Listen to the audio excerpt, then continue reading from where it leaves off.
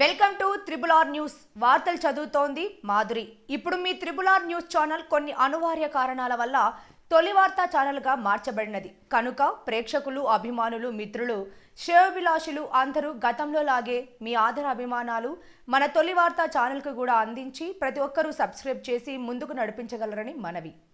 ఇట్లు మీ తొలి వార్త, ప్రజల కోసం, ప్రజల పక్షం. CEO Ramesh Yadav. Phone number 7989366212.